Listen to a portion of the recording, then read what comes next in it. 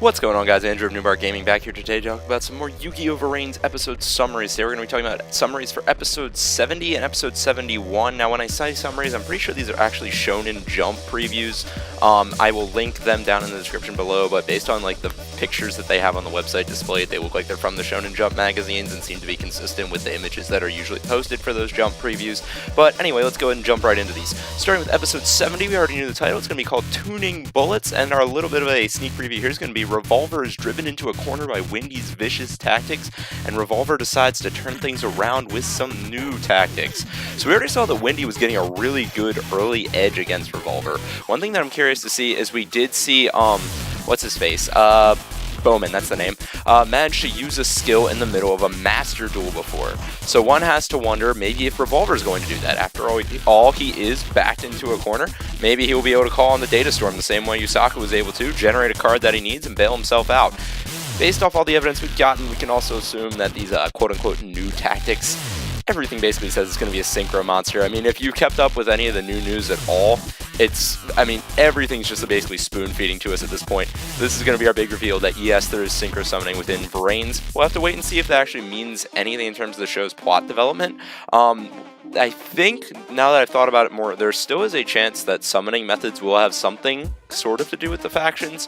It's always possible that maybe we'll see, say, like, the Ignises being used, like, using fusion summoning, and then, like, Revolver and his Knights of Hanoi using synchros, and then the reason that we've seen Yusaku use fusions, and there has been card information released about Yusaku, like, there being cyber synchro monsters, is maybe because Yusaku falls, like, in between the two sides. He's actually trying to act as a peacemaker of sorts.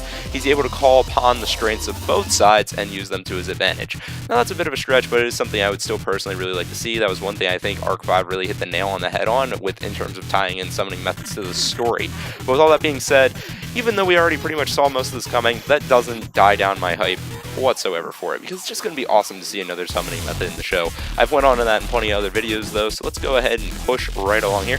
Episode 71 is going to be titled Declaration of War, and it says the Light Ignis declares war on humanity, and Bowman then fights Playmaker on behalf of the Light Ignis. Alright, I called it. I said before, maybe the Light Ignis has been puppeteering Bowman this whole time. After all, that glowing light figure was before showing up tied to was the glowing light figure, that the Light Ignis has been sort of using as an avatar, quote-unquote, to kind of carry him around and whatnot, was very similar looking to the light figure that stole the consciousness data from Kusanagi's brother.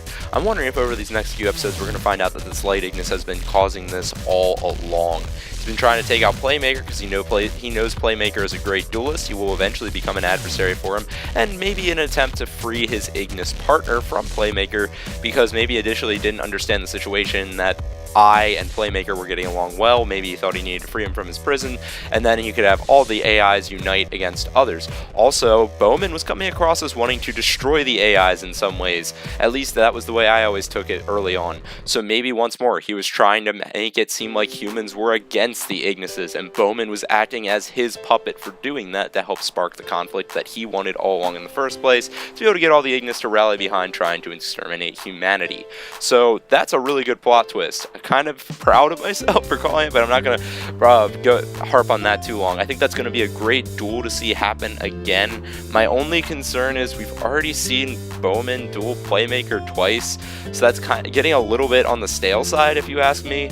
My biggest concern, I guess it's not as bad if we continue to see his dueling style shift a little bit, because it did change a little bit from duel to duel. I'm kind of hoping maybe because now he's like full on revealing that he's with the Ignises, although I guess it is always possible that maybe he's being manipulated or like mind controlled somehow, given how his memories have already been changed more than once and those types of things. But anyway, pressing on from that, I'm wondering if now that it's full on shown that he's fighting alongside the Ignis, maybe his deck will change or something. If that were to be the case, I think that would help keep things fresh. But other than that, once more, we've already seen this duel twice, and it's been within the last 20 episodes that we've seen both of these duels. And it wasn't like Playmaker versus Revolver, where, yeah, we saw that happen technically twice within a couple of episodes, but that felt more like one long, drawn-out duel rather than two separate ones because of the way it was written in, and also there was a lot of plot like really building towards that, and I guess there is here too, but that's going to be like my main concern at this point, is that growing a little bit stale.